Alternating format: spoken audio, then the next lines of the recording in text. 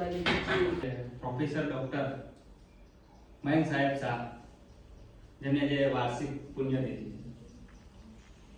એ પુણ્યતિથિના નિમિત્તે આપણને મળવાનું અહીંયા થયું છે. પણ એનએસએસ એટલે કે નેશનલ સર્વિસ સ્કીમ એમ રાષ્ટ્રીય સેવા યોજના. અમે જ્યારે આજથી 16ની અંદર એડમિશન લીધું 15-16ની અંદર ત્યારે આપણે બી આપણે